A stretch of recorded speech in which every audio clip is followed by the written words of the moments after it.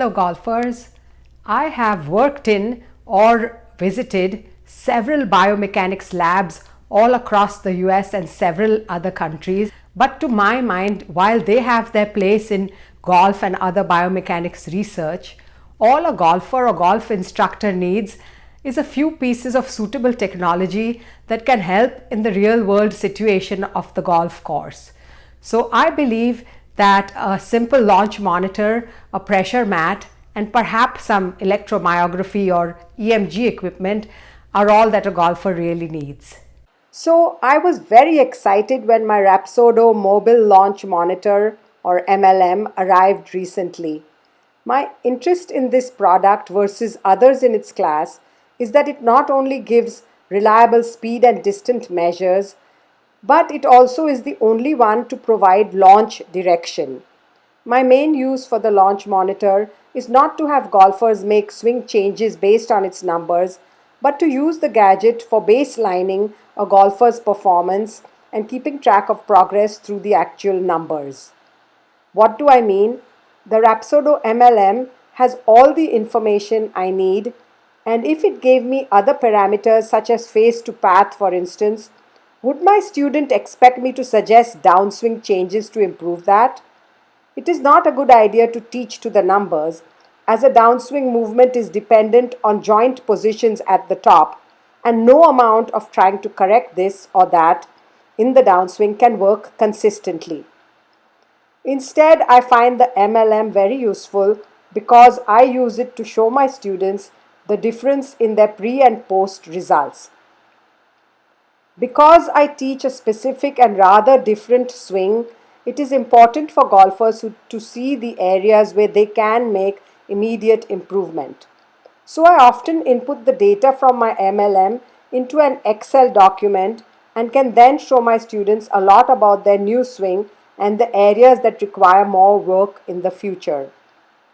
In this first attempt at a swing change to the MGS or minimalist golf swing, this student only made about 10 practice swings before having post data measured. It did help that he has been a college golfer and used to his coaches having him make changes to his swing quite frequently. Let's look at each column one at a time. Despite it being a brand new and very different movement, and the student using the driver as the only club to attempt the change with, the mean or average carry distance loss is only 3 yards.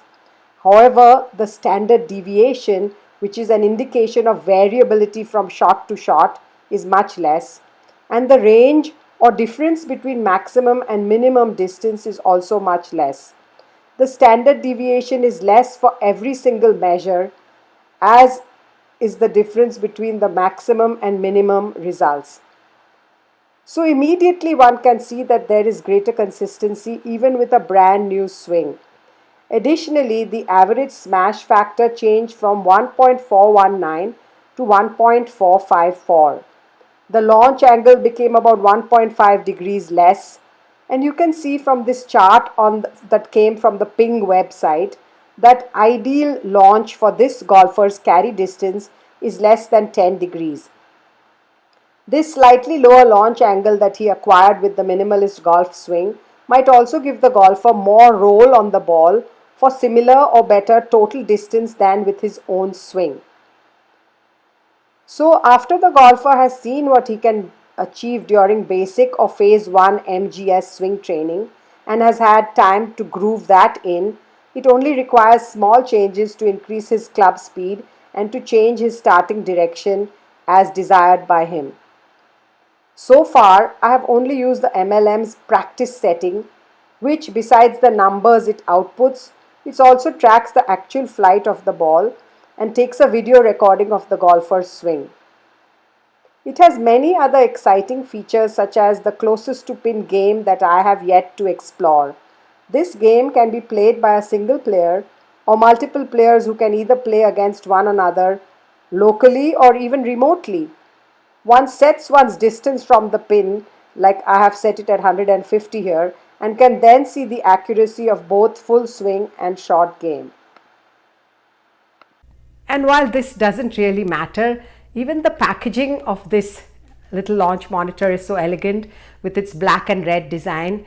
And even the red charger adds to the fact that someone's put in a lot of thought into making this a really good product. That thoughtfulness extends to the little notch into which the iPad or cell phone can be inserted for the perfect camera angle. I even use that perfectly angled notch and backrest in my MLM when I just want video instead of pulling out my tripod. All these features help to make the Rapsodo MLM a very well rounded product that can meet a variety of user needs, whether the user is a golfer or a golf instructor. In my next post, I will discuss the swings of Cameron Smith and Aaron Wise because some Facebook followers were interested in a swing analysis of these two good tour players.